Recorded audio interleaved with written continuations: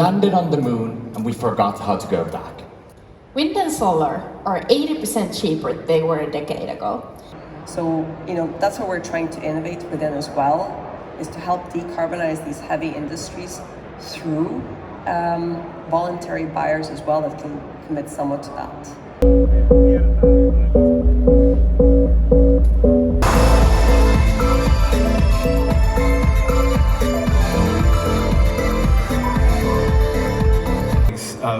The most important thing about starting companies is if you're going to do it at some point in your life, you should do it today. John Valentine, founder of Sequoia Capital, has quite famously said that he cares more about the market than the founder. Like, fantastic market make great founders, not the other way around. So which one is more important? Which one is better? Like an exceptional founder in a mediocre market or a mediocre founder in an exceptional market? Yeah, maybe at risk of disagreeing with the legendary Don Valentine, I think we would disagree with that, because we've seen time and time again that the best founders are able to either expand their markets or discover adjacent markets that may be kind of hard to predict.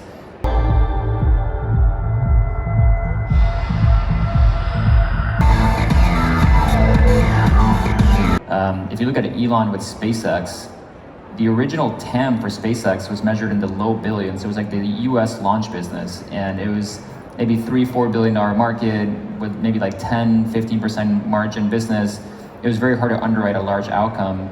And as everybody knows, he then expanded into Starlink, who's, with the TAM is measured in the tens of billions, if not over 100 billion. And so, a very crystal clear example of somebody at that level able to take an original business and then do something with it that's completely, an order of magnitude larger.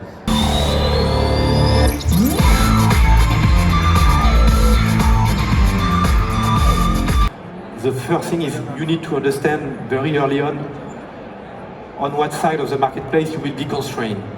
Will it be more difficult to get the supply, or will it be more difficult to get the demand? Invested into automation efficiency also through the pandemic, but at the same time invested into tools to be even more flexible, data-driven, and how do we take decisions.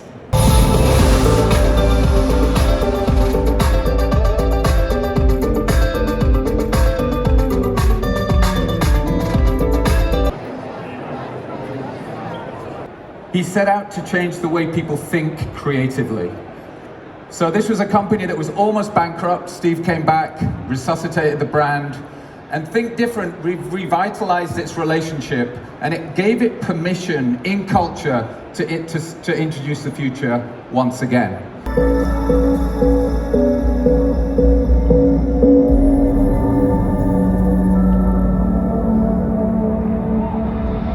You start figuring out that there's something good in pain.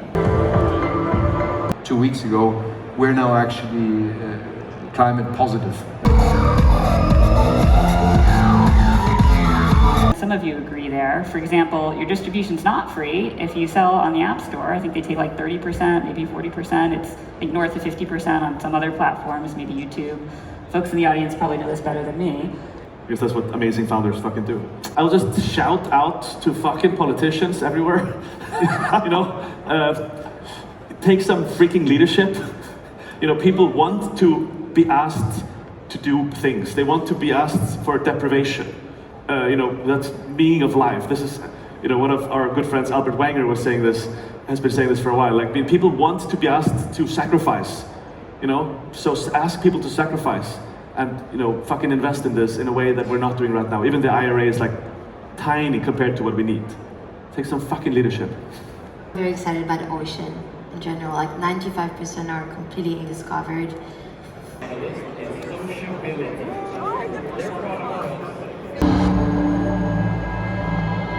Grocery market for online penetration, you need to be fast. You need to have an amazing assortment, and it has to be affordable.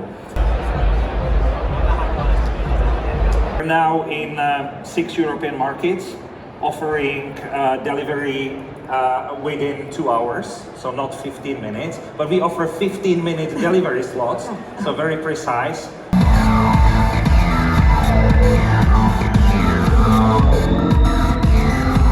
We offer about 20,000 SKU for our customers, which is very large and differentiated assortment, and we are priced very competitively.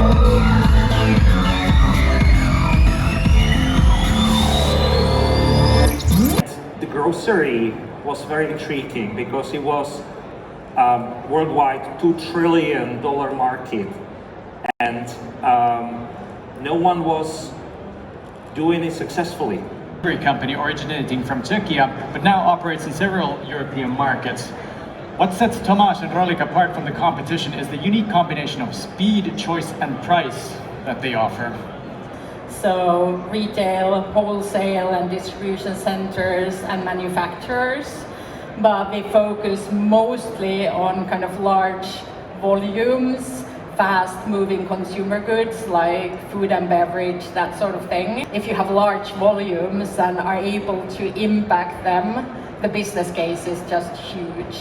And a personal favorite is grocery, because you have food product and can really have a massive impact on spoilage, which is kind of a business problem, but also a huge sustainability problem. Now, every company, big or small, has to start with, do I have the right team? And then do I have enough capital to make it through, particularly for startups, to make it through at least 2 years, because you never know how long the recovery period is going to take. And that's one of the issues I learned shortly after I joined Lightspeed, was how much capital do these teams really need to have on their balance sheet, particularly as you enter challenging times. The history of retail over the course of the last 100 years at least has really been a story of consolidation, where, you know, I think in the 70s and 80s, Walmart really rose up and, you know, proved that scale, economies of scale, could really be brought to bear in the retail industry. They use technology, they use data, they use their bargaining power in order to drive down prices, and, you know, in order to offer giant assortments to consumers all over the country and the US.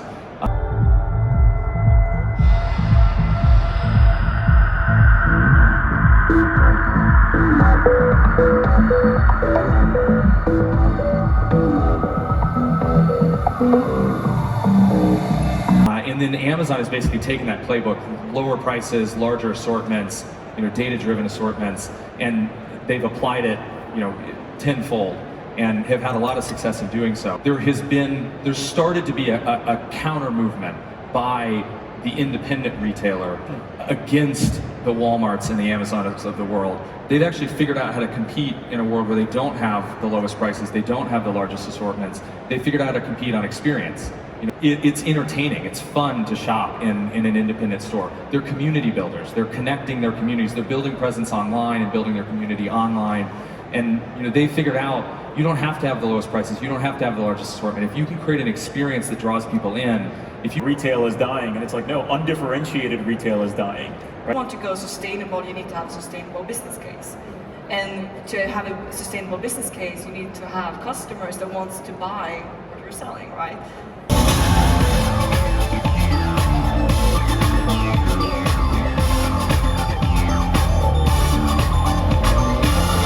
Olympic gold medalist, Dame Jessica Hill.